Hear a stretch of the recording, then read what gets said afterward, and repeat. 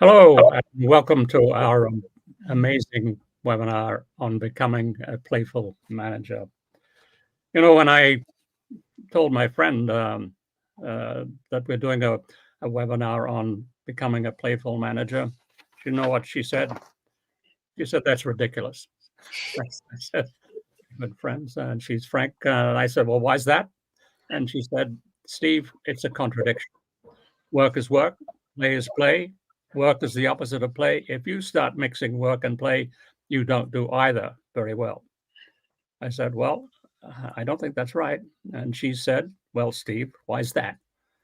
I said, "Well, in the first place, play is not the opposite of work. It's leisure that's the opposite of work. It's true that you should keep work out of your leisure time. If you mix work and leisure, you're not going to have any real leisure. But playfulness is something different. Playfulness is something that it can enrich, enliven the whole of your life. Playfulness is a necessary ingredient of being alive. And so playfulness is not an activity. It's not a place. It's not a thing. It's a mindset." There was a pause, and she said, "Steve, who told you this nonsense?" I said, "Well, you know, actually, I got this from an ancient Greek philosopher, Aristotle, who pointed it out several thousand years ago. And he said the trick in communication is you've got to get the right balance between seriousness and playfulness. You've got to have both. It's true that all work and no play, that makes Jack a dull boy. But it's also true all play and no work means you get nothing done. So you need to blend the two." She said, "Well, how are you going to do that?" I said, "Well, why don't you come next Tuesday and find out?" So let's begin and find out. We have here three other experts on the subject of playfulness and seriousness and playfulness. And so I'm going to ask them, first of all, to introduce themselves, and then we're going to dive into this subject. So first of all, Clementine, could you tell us a bit about how you became an expert on this subject? Sure, I'd love to. Happy to be here. My name is Clementine. I work for a small boutique consulting company in Berlin, and we help organizations in transformation. And especially we focus on creating projects that make people experience transformation and strategy and change and have maybe a little bit of fun in sometimes slightly stressful times. And I can say one thing about myself, I have a lot of fun at work. So maybe that's what qualified me to be here. And could you tell us where you live, where you grew up, where you work, what you're doing? Long, complicated story. I kind of grew up all over the place. I lived in China for a bit, and in the States for a bit, and then in the Netherlands for a bit, and now I live in Berlin. For now at least, before I move. And yes, that's. And a truly international background.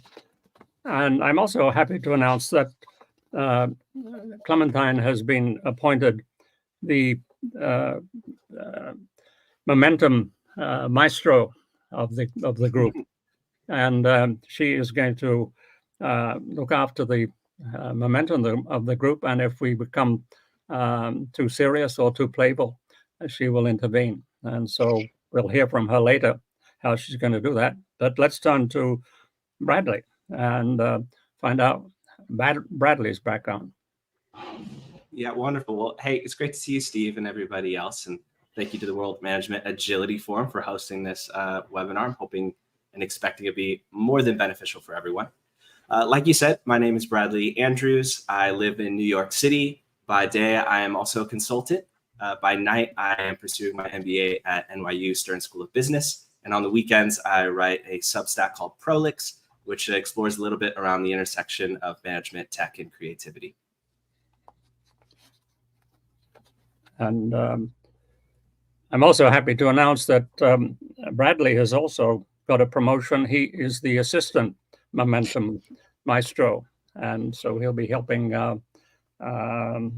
Clementine in making sure that the webinar stays on track. And Heidi, could you tell us a bit about yourself? Yes, good morning, good afternoon, good evening.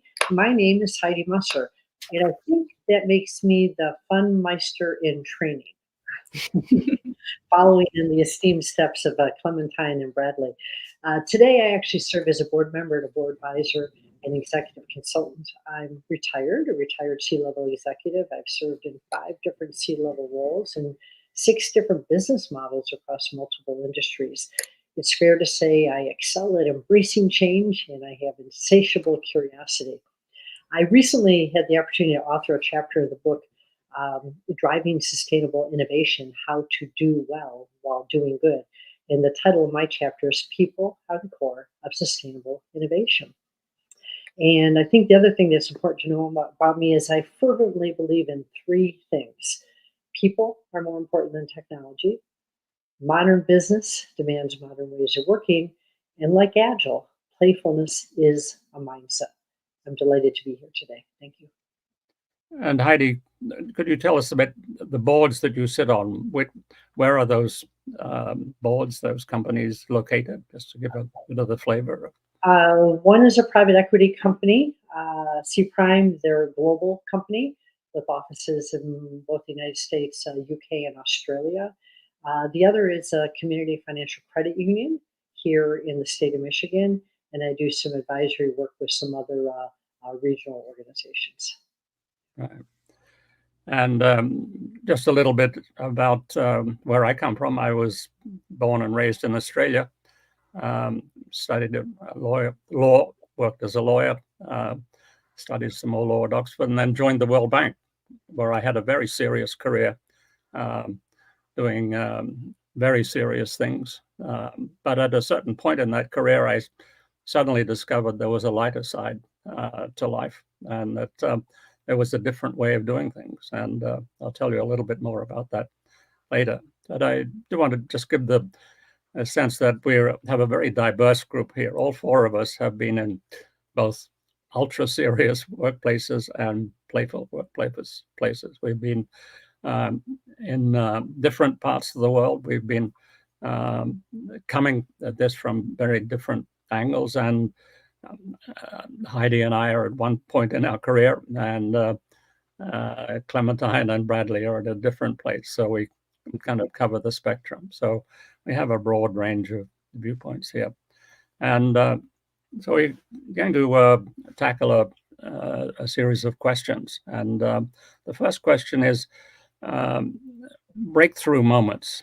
Is there a breakthrough moment when you discovered playfulness as something that is productive, something as a mindset, something that sparked team innovation? Clementine, could we start with you and give us your breakthrough moment? I think, I don't know if it was quite a breakthrough moment, but it was definitely a moment where I got to experience the impact that playfulness can have on work and on innovation and also on teamwork.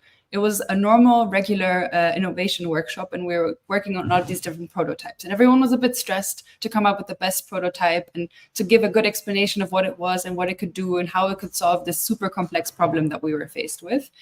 And then our facilitator gave us 2 different colors of Play-Doh and said, why don't you work out your prototype with Play-Doh? You have 3 minutes, you have 2 colors of Play-Doh, just give it a go. And we were stressed. How am I supposed to put this complicated idea into Play-Doh?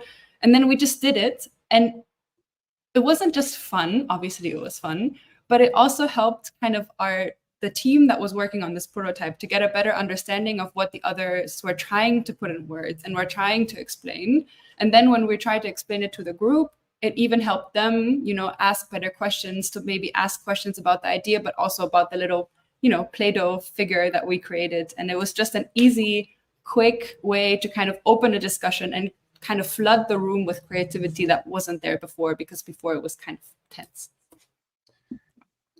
So it's not just an activity, it's the feeling that accompanies the activity, which is really the crucial bloodstream of this whole part of being human. It's not just an activity. And so many firms that see it as an activity, they introduce the activity and they see no result. No wonder. Bradley, what about you? What's your breakthrough moment? Yeah, I'm not sure if I can pinpoint a precise moment per se. I was just lucky enough to kind of cut my teeth in management at a nonprofit that we were certainly a lot more passion than polish, but it definitely gave a latitude for people to simply be themselves. And as a result, I think because maybe my personality slants a little bit towards the playful, it basically got to mean like when I was working out management, I was managing people older than me, people a lot more experienced. And I didn't always feel like I had the right to try and like drive decisions from like the back end or from my personal genius, which I actually lack. So it meant opening things up, making it more collaborative, voice to people's opinions, going back and forth, giving feedback, oftentimes using humor and jokes and playfulness rather than, you know, a very stringent back way. So really, I think what over time what developed was just this knowledge, this understanding that collaboration was a lot better, that playfulness and providing experiences and experimentation and exploring things in order to learn and plan was a lot better than trying to drive it from the back end. So that would, I think, be my big through moment. But did you ever encounter a manager who said, "Hey, let's cool it. Let's cut the nonsense"? Yeah, no, I think I had a great manager that was also able to keep me in line. You know, I remember one of the first times I ever sat like in an interview, I got a little too jovial with someone that we were like interviewing. You know, they had said something about like, oh, like, you know, I'm never late. And I was like, oh, I'm going to write that down. And I just remember seeing like the guy who was actually leading the interview in the background, like, don't say stuff like that. You know, so it's always useful to have someone to reel you in and give you a little boundaries. Absolutely. And Heidi, what's your breakthrough moment? Wow. I have had so many of these, but perhaps the most impactful moment that involved playfulness was during my last job before I retired at USAA. I had the honor of standing up USAA's, their financial services organization, their very first employee resource group, diversity, equity, inclusion group. This was over 10 years ago, and it was for women in IT. We had an amazing launch team that had been working on this for months and months. And shortly before the launch, I was summoned to the CAO's office for an update. And he suggested that we launch this without any electronic communication. And I was thinking, okay, no digital billboards. And then I had the courage to ask, so no, like email, calendar invites, things like that? He said no. And he also suggested that we might not want to use the word women in our name. We had been calling ourselves Women in IT. So I took a deep breath and I invited the team of several dozen people down to our innovation lab for a playful session. And I laid out a couple of challenges for them. And I said, you know, as we think about communication, there's a lot going on right now with activity around the annual United Way campaign. Let's see if we can try to launch this without any electronic communication. So just, you know, think about how we can connect with our employees across our multiple campuses. And let's go forth and have some fun with this. And then I also said that for purposes of our image and our brand and our reputation, let's get creative. Let's actually develop a logo and to go along with this thing we're doing for women in IT, and something that really will represent our spirit, our aspirations. So they loved it. Notice I took them away from a conference room, took them down to a playful space to have the conversation. And oh my gosh, they responded in amazing ways. Okay, memorable, fun launch activities. They came up with an awesome name and logo, Aspire. And this all happened during the United Way campaign. The launch was successful. This employee resource group is now in its 12th year of realizing its vision to encourage and support women in tech to realize their full potential. And it's one of several employee resource groups at USAA. But just, you know, creating the space, the impact of that moment and taking them and encouraging them to have some fun with this, it just unleashed all kinds of creativity. And they rocked it. It was an amazing kickoff event. That's wonderful. And now you're sitting on all these different boards. Would you like to give them a collective rating on their playfulness and how effectively they use? What scale are we using, Steve? You choose the scale.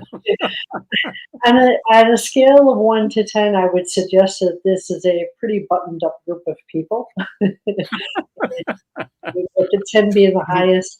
We haven't reached a 5 yet, but we're going to be meeting again in just a few weeks in London, and I have some ideas to get some playfulness into the group.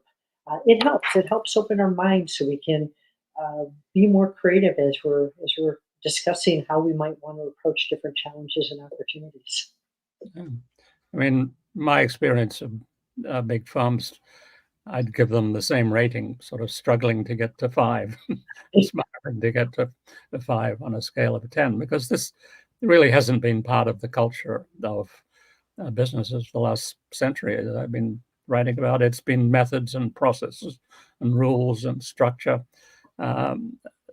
It's hard to be playful and to have an open mind in those kinds of settings. And so this is quite different. And I would say that remind people that there is a chat space here, and you can put comments and questions, and we will undertake to answer any questions you have on this subject. So please don't hesitate to give your most difficult questions to us. But just a word on my background. I mentioned I worked in the World Bank, where things were pretty serious. It was all evidence-based and reason and analysis.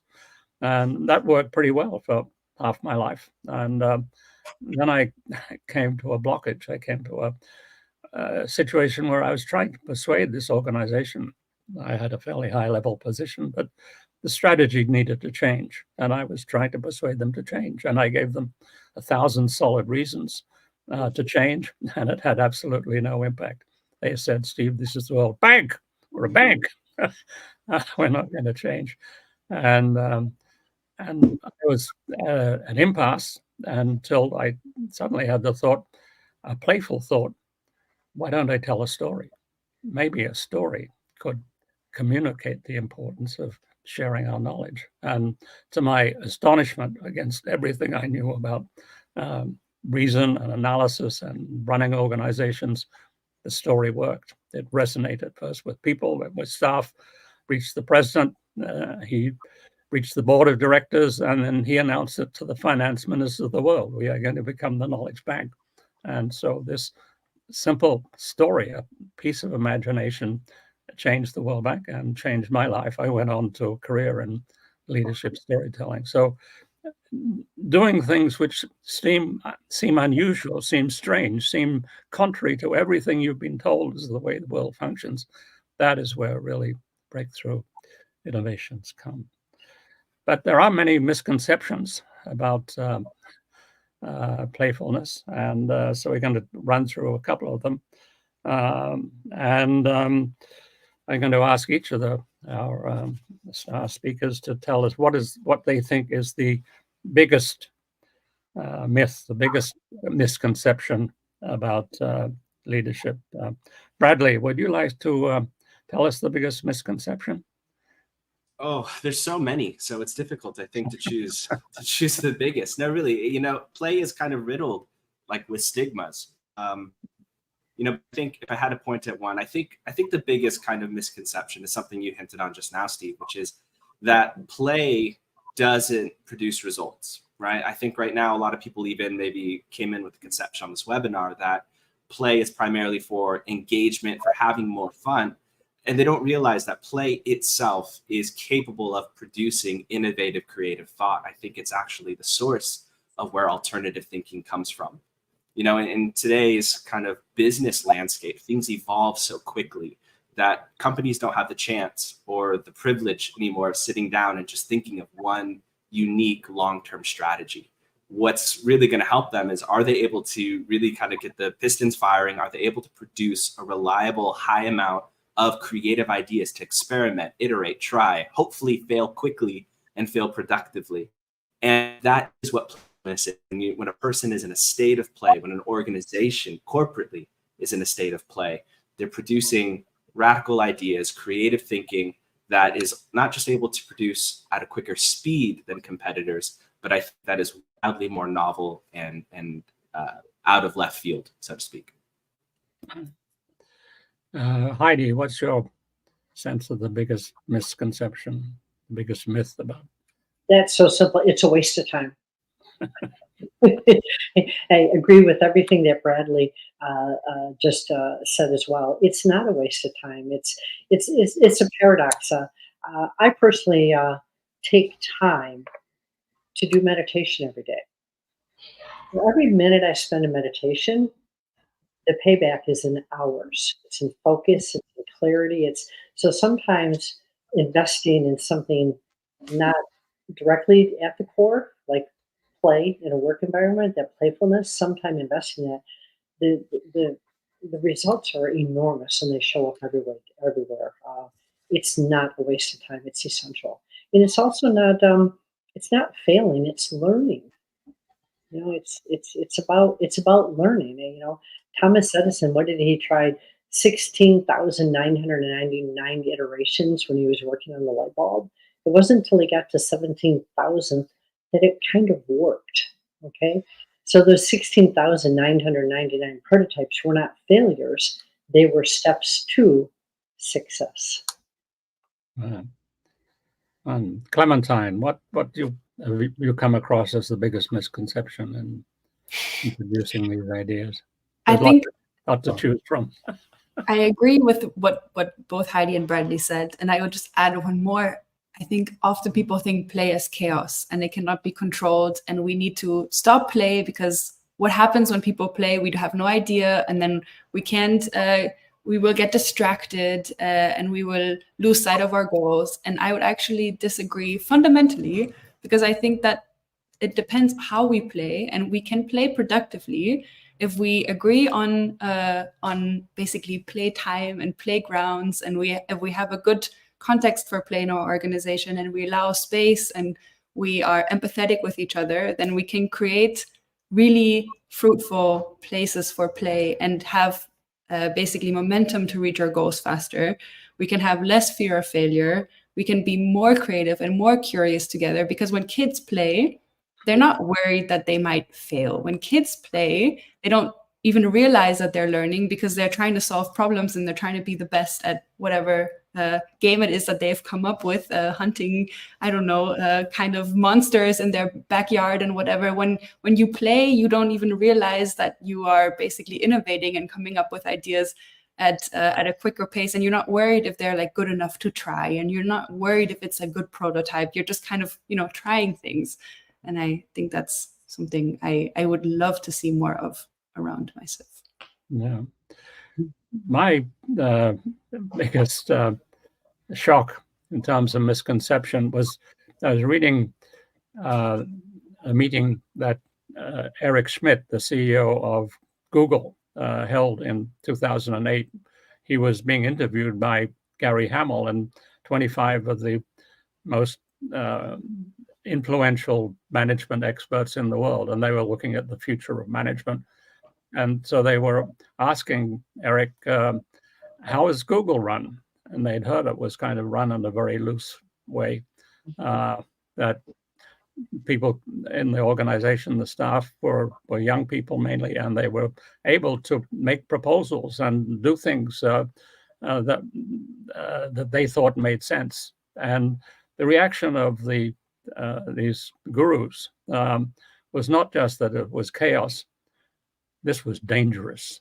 If this message got out and other organizations started doing this, goodness knows what chaos would end in the world. This was something that had to be suppressed. So in fact, when the famous report of this initiative called Moonshots for Management came out, there was not a single reference to Google, which was then the most successful Silicon Valley company and was on track to become a $2 trillion company. They couldn't see it, even though they were meeting in Silicon Valley. And there was the CEO explaining in words of one syllable how it worked and why it worked. But no, it was something very, very dangerous. So we're getting some questions, so keep them coming, and we'll get to the questions shortly. But we're going to ask now must-haves for the Playful office. What are the must-haves you need for a Playful office? Clementine, would you like to give us your must-haves? Sure. I think I have a top three. So the first one is actually two, is trust and respect. So you need to have trust in your group in order to ensure that there's space for play, and respect so that there's fair play. And at the same time, when you play together, you create more trust and respect within a group. So it's actually a nice little loop. So I think that's quite convenient. Then the second one would be open communication, to ensure that if, play doesn't go as planned, or there needs to be an end to play, or there needs to be different kinds of play, or there is an idea someone wants to talk about in a different context, that we can have open communication about it. And then, of course, supportive leadership. I think Bradley already said it in his introduction. He had a manager that gave him space to play, but also kind of told him where maybe potential boundaries are for play. So to have kind of your leadership on board, or for yourself as a leader to be supportive of play, is really fundamental. Right. And Heidi? In a playful office, my dream space would be windows that open, so air can come in, so you can hear the sounds with a view of nature. Toys are really important. I would bring this toy with me, and certainly lots of things to write with and write on. Just you can't have too many different colors and sizes of Post-its and crayons and things to write with, but lots of things to write with or write. Yeah, and I agree with all of that, but I also think that we can focus too much on the physical things. We did some research for this webinar, and we found there was a huge amount of research on firms that were playing with toys and in a tightly prescriptive way, and had there were hundreds of academic papers written about the use of these toys. Was called serious play, and what was missing was not the toys. What was missing was up here, the mindset of management, and that is what we're thinking really has to be the essential message that we're getting across. Think about the mindset. I think there's a different way of looking at the world, different way of understanding how the world works together, and this is just another way of looking at the world. And we will be getting on shortly to some questions. We have some good ones there. Cynthia asked, what are the practical ways companies can create a more workplace? And we'll get to that shortly, but we're about to, I think, have an intervention from our momentum maestro and her assistant. Is it time? It is time. I feel like this has been going on for way too serious, for way too long. So we planned a little intervention, as you can see, with our little outfit change. And we call this little intervention the speed question round. I have prepared 3 quick questions for my co-speakers, which they have not had a lot of time to prepare for, and they're not quite as serious as the one Steve has prepared. So I'll start with the first quick one. It's usually an either or question with a quick answer possibility. Bradley, slide or ball pit? Oh, both. I don't believe in false dichotomies, Clementine. Those are perfectly compatible fun tools. So a slide that drops you into the ball pit. Genius. I see you've been experienced in this play and work lifestyle. I have a lot to learn from you. I have a follow-up question for Heidi. Office nap time or office pizza party? Oh, that's tough. Earlier in my career, I would have said pizza party. Later in my career, I would say nap time. But nap time, when I think of nap time, I think of kindergarten. I think of a little nap on the floor, safe, okay, calm, quiet. I think office nap time would be fantastic. Nice.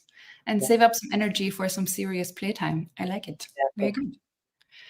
Steve, what about you? You're at a family play night or family game night, and you have to pick Monopoly or charades. I would pick charades as being the more imaginative of those two options. have enjoyed Monopoly over the years, but it's kind of structured and a bit like work. Whereas charades is a lot of fun.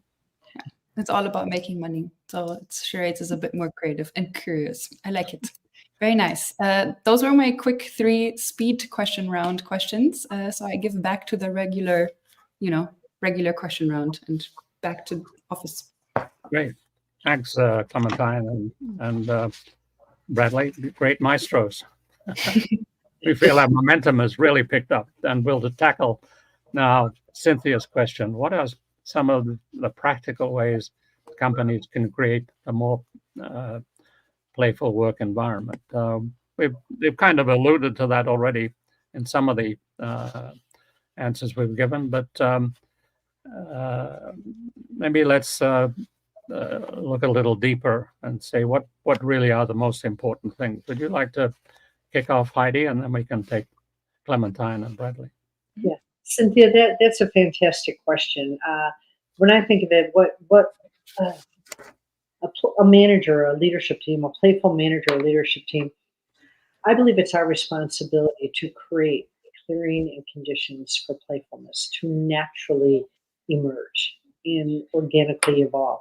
You can't order playfulness. You can't mandate playfulness. You can't compel. Go here, have fun. That is not how playfulness works. It will organically evolve in the appropriate clearing and conditions. Safety, okay? Hovering around and watching over people. What are you doing? This really happened to me one time. Years ago, we were implementing, doing a big project for a Fortune 10 company, and the district manager came back to our office, and we were experimenting with agile practices and pairing and playing and whiteboards and all kinds of things.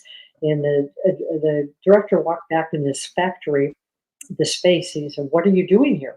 Who's paying for this? Is this in the SOW?" Well, he left, and we immediately changed the lock on the door and took away his key and never invited him back again. Okay, he was not bringing the safety we needed to explore and experiment and innovate and play. It made him terribly uncomfortable. So I'd say in addition to that, playful manager, we have the responsibility of recognizing that everyone plays differently. Okay, if you take a look at what children do during recess on a playground, they kind of go to different toys. Some are introverts, some of us are extroverts. We play differently, and we play differently on different days and with different people. All of those things matter, but just creating the space for some of that to organically evolve is the most important thing we can do. Clementine, you're a consultant. You're to some extent involved in doing this on a daily basis. What are your tricks in sparking companies to take playfulness seriously? I think one of the most important things in my experience is to create playful experiences. It's very hard to think about playfulness as this vague and ambiguous concept. It's really important just to start creating situations where people can experiment with play and where they can do it and try it, maybe with a very slow, low hurdle of, entrance, and just try it out. And sometimes in my projects, I just create small little interventions that offer this space for play. So one thing I like to do, for example, I call it PowerPoint karaoke. So if we come up with a super serious strategy presentation, I will just randomly show a slide and randomly ask one person to present this slide, and just, spontaneously, without preparing their Post-it notes and without coming up with a complicated story. And then I'll throw in a couple of curveballs, and I'll ask them about a different context, and I'll maybe come up with an unreal strategy word that, I just, kind of, it's a bullshit bingo, and then see kind of what kind of story that they come up with. And it's really a nice, convenient way that is somehow work, because we're talking about the places we want to go, and we're talking about our goals, and we're talking about the stuff we've come up with, and we've spent so much time seriously working on for weeks and months maybe. But now we're taking this this space where we can just talk about it like it's not that serious, and we can talk about it with more fun, and we can just spend time kind of exploring different narratives and exploring different ways of talking about it to maybe potentially come up with a new narrative or a new story or a new way to talk about this very serious topic. Mm-hmm. So I think to create these kind of experiences is really helpful to make space for play. Bradley, what are your tips for making progress in pushing companies, pulling companies, inspiring companies in this direction? Yeah. Oh no, it's a great question, Cynthia. Thank you for asking it. I would say a couple of things. So, my wife is a poet by vocation to some extent, and she always tells me about these things that they do in some of her creative workshops, where maybe someone is sharing a poem or a creative piece of writing. And oftentimes what the others in the workshop will do is essentially ask a question. It's like, that's good, but now how do we make it weird? And then they kind of throw out themes of like ways to kind of just put little twists and weird, tilts on it. Not in a way that makes you uncomfortable, but just asking, how do we reframe this? How do we find a new representation? And sometimes that's as simple as that. It's just knowing the right questions to ask. And so what I would say, sometimes ask the right questions. How do we make this weird? How do we slant it just a little bit? And then beyond that, what I would say is oftentimes playful workplaces, or as much as I hate to use this word sometimes because it's so ubiquitous in management theory culture, comes down to, hey, who are the people that you're promoting? What are you rewarding? And then really, what are the good kind of myths that you share around, the success stories that you pass around the office? As long as you can kind of make sure that those are geared and biased towards playfulness, I think that's a good start. Yeah. And I think that's the crucial part of this, to move it along, to recognize that this is something that people have different views about, and that there's not one way of doing this, that there is a very variable kind of audience. And in fact, Manola has a great question. Can you give a bit of actionable inspiration on how to build a playful space that resonates across cultures and generations? This group is quite diverse in terms of certainly generations and nationality, and in fact, we have different views on playfulness, some of which have been leaking out into the discussion. But why don't we have a little bit of a discussion? What can we do about this diversity in the workplace, differences of attitudes towards this, differences in background? How do we cope with that? Would you like to kick off, Heidi? Yeah, thank you for that question. I would invite the people who are going to be playing in the space, I would empower them to create the space they desire. So I wouldn't build it for them. It's not build it, they will come. It's like, here, okay? Feel free. Here's some space for you. Feel free, okay, to create the space for you. And let everyone bring that one thing to the environment. Now, the only rule I would have one rule. There's got to be at least one rule: no bullying. Okay, here, this is your playground. The only rule is there's no bullying. Okay, and we can't push each other down. We can't walk up to somebody and push them over, see if they fall. We can't do that. No bullying. But I would encourage. Give them a white space, if you will. Build it yourselves. Okay. Create what do you want a little space where you can have an afternoon tea because maybe that's part of your tradition? Do you want us to have a space where you can have quiet meditation because that's a part of your wellness practice? Do you want a space where what play means looks like different things to different people, but I would encourage them to bring the things to that space and let them build out the space themselves and share with each other, if they're comfortable, what the meaning of that is. If I would bring my troll to the space, this troll has a history. This troll is not just any troll. This troll, when I was an executive in the healthcare industry, bunch of the senior leaders, we would get together for dinner a couple times a week and just to support each other. Okay, not to complain. It wasn't about that. No whining. That was our rule was no whining. We're not here to gossip, but to just support each other. And we kind of called ourselves the trolls. And the next thing you know, somebody brought us each a troll. This troll is 20 years old, and all of my senior executive, C-level executive colleagues have one of them. And we celebrate the meeting of the trolls once a year, right? But have people explain why that's important to them and what the value they get out of it. But I wouldn't build it for them. I would encourage them to build what makes sense to them. And I'd also look for, are they, they might not have the confidence. They might be afraid. There might be repercussions. And don't push it. I wouldn't put any deadlines on it. Let it grow organically. This is your space. It will evolve. It will evolve. And we have a great question from Chris. Is playfulness scalable? Some of you have worked in very large organizations. Have you seen it being successfully scalable? Who would like to take a stab at that? Yeah, I'm happy to answer that one real quick. I think the answer is absolutely. So the beauty of playfulness, in some sense, you get to think about it distinct from gamification, but you get to think of it in some sense as game design, right? So if you think about sports, it's probably the most popular and one of the most lucrative business kind of markets on the planet. But that's just essentially playfulness that's structured and scaled. And so if you look at work, really like one of the most seminal works on playfulness was a book called Homo Ludens by Johann Huizinga.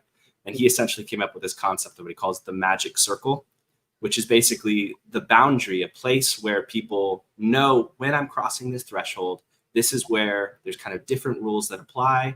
There's a unique kind of landscape for me to experiment that's very distinct from my normal life. And basically the point that Huizinga is making is that playfulness can be, in a sense, constructed for, maybe not pure play, just go out in a field and find some rocks and a stick, but you can structure environments where people are able to play. And so basically the answer is, I think it's absolutely scalable. Now you don't want to, get too big for your boots right off the bat and try to, make it too big at first. But if you start small and let it grow and basically think in some sense as the magic circle ever expanding, how do we continue to create these pockets and spaces where people know they're entering into an environment or a time where they get to kind of play and produce? That kind of, I think you have to think about it like that. You have to think of, this is something I'm designing for. And then just like anything you scale, build with intentionality and caution. Steve, I see you have your hat. Does that mean that there's been a lull? Do we need to? We need some momentum. Some momentum, Bradley. Give us momentum. All right, I'm gonna hit you with some questions then. All right, give me 1 second. Round number 2, speed question. All right, Heidi, I'm gonna ask, would you prefer a storytelling session or an improv session? Go. Improv. Improv, why? I think it's more engaging. It's more engaging for everyone. Where in storytelling, there's one person telling the story and the other folks are listening. I think the improv is more active. Okay, check. Clementine, work from anywhere or state-of-the-art workplace? Thinking like Google, Airbnb, one of those super fancy ones you always see on the internet. I think in the end, I would pick the super fancy state-of-the-art office because I like coming together with people, and working from anywhere is fun, but anywhere is not where all the people are. And I like the playfulness is together, and I like the curiosity and the sharing and these kind of things. But at the same time, I would like to explore a bunch of different places that are, really fancy. So maybe work from all of the state-of-the-art office spaces and, compare. Yeah, travel, work from anywhere at the fancy places. Exactly. All right, Steve, I'm actually going to ask you the same question. Work from home or work from anywhere? I'm sorry, or state-of-the-art workplace? Both. Well, I'm basically now work from home, and that's pretty state-of-the-art. So the thing is to be comfortable. and to have the tools that you need, but also to have the human contact that you need. And many of the workplaces have become quite sterile, even the ones where people are in person. And it's less about whether it's in person or online, but what is the quality of the interaction? You can have both in both ways. So it's not really a choice. It's how do you get this different kind of mindset. And as we come to a close, this whole subject is really a small part of a much larger subject of humanizing our workplaces. Our workplaces are basically suck today. The global engagement is low. The innovation is slowing. The customers are frustrated. This is not something that we should be proud of. But this subject, playfulness, is one tiny piece of this larger set of issues, which we will be addressing further at this Lisbon conference, the World Management Agility Conference, which will take place in September. And we'll be looking at the whole array of issues. And we will have a session on playfulness there. And in addition to getting the answers to the questions you put here, you'll be able to explore that with the experts that we'll have at the conference in Lisbon in September. And we also have some references that you can refer to. If Guy can show the slide with the references. It doesn't say what they are, hard to read, but there is one, the Forbes article, a productive playfulness, which key to workplace innovation, and gives more about the role of innovation it gives more details on that Google story that I told, which is really a fascinating, even hilarious encounter with a manager who's totally engrossed in playfulness and implementing playfulness and simply being ignored by the experts in the world around him. And Bradley's great article on work and play, which also gives some of the deep thinking that he's put into this subject. But this is a continuing subject. We'll be writing about it more. We'll be talking about it more and meeting together in Lisbon. And I hope you'll join us there and continue the discussion. And thank you, Heidi and Clementine and Bradley, for your contributions today. I've had fun. I hope you've had fun. And I hope the audience has had fun too. Thanks very much. Appreciate it. Adios.